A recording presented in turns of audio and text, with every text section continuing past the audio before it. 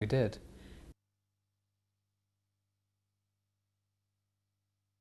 There have been some really great classic ghost stories over the years, from The Innocents, those kind of films, and especially something in that tradition.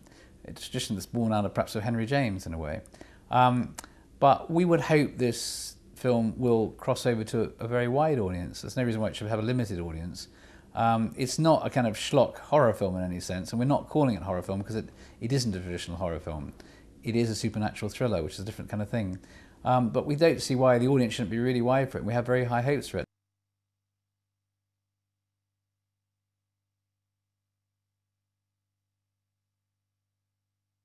The story has always been the case that a girl goes back to a school to explain a phenomenon.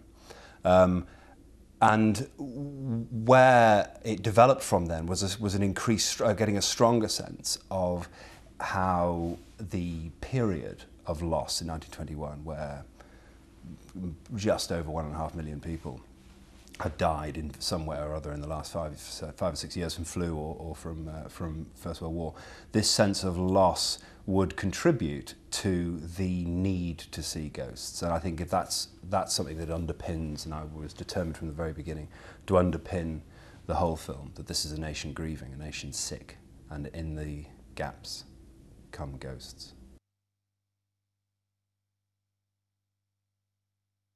The appeal was initially the potential for this idea of loss and longing being something that fuels the appearance or need to see ghosts, but also the opportunity to create something very complicated. Because I've come from television, and no doubt we'll do television again.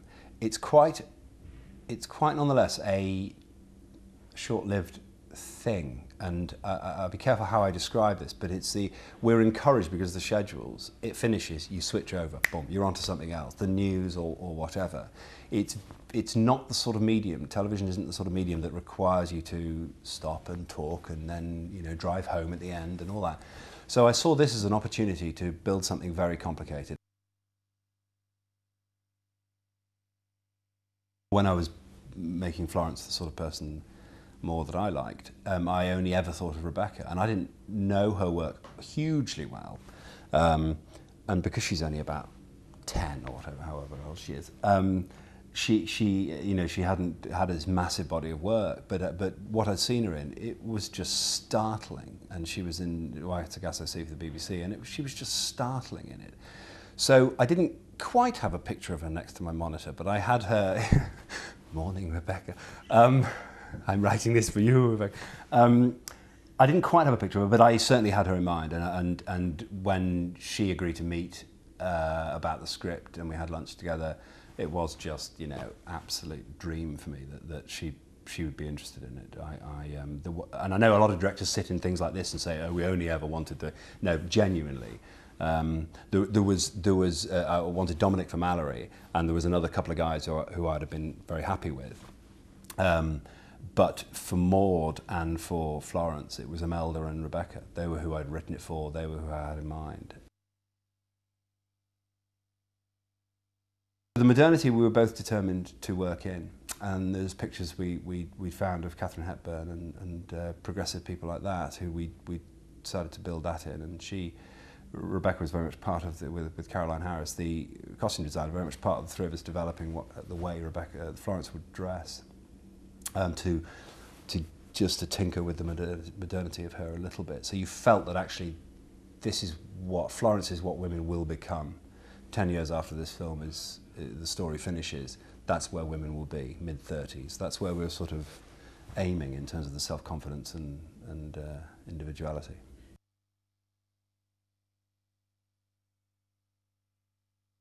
Certainly, in 1921, people were generally more religious than they are now, and religiosity has gone on the decline since then. And in fact, Florence Cathcart makes the point I had her make the point in the film, that in the absence of anything to believe in, the danger isn't that they believe in nothing; it's that they believe in anything. And I think what we've seen in the 21st century is in the absence of faith, in the absence of organised faith. what stepped into its place is hokum nonsense, and I think people do believe in rubbing walnut oil into the balls of your feet. That'll cure this, and it's all that sort of nonsense that we're prepared to believe, and indeed conspiracy theories, in a way that weren't required when you did have a big myth to buy into already, being the Bible myth.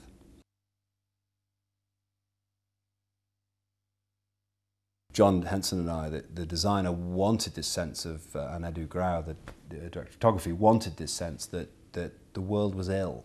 The green verdant countryside of a Britain in summer was sick. It isn't green. It's slightly off green. It's a bit blue. It's a bit ill, and the country is in pain. And so the misrepresentation of colour all the way through it, and the sapping of colour, the desaturation of the colour of the normal world, was all key to getting a sense that these are people who are missing things. They are lost and lacking.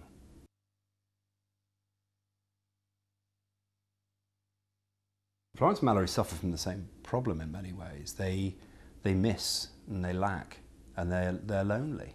They're just lonely. And Florence has loved somebody who isn't with her now, and injured him greatly before he left her, before he died, which adds to the pain it causes her. But she needs someone, and Mallory is also surrounded by ghosts, surrounded by gaps, having fought where he fought and lost the people he lost.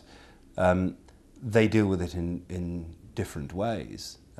Mallory is prepared to open his eyes and see those gaps filled around him by the dead. For much of the film, Florence isn't, but ultimately they are struggling with the same issue.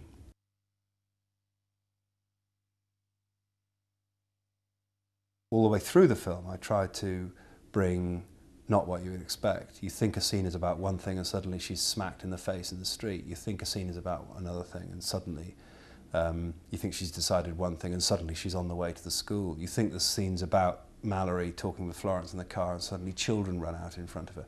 That there's constantly a run of surprises, that your eyes just end up almost in an investigative way, trying to unpick where this is going, what's relevant, who is behind this, and for that continued set of surprises to leave you, actually you give up trying to guess the next thing. You just roll with it and you just enjoy the journey.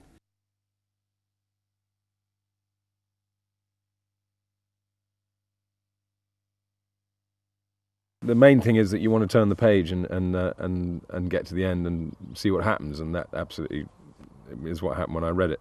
In terms of my part, I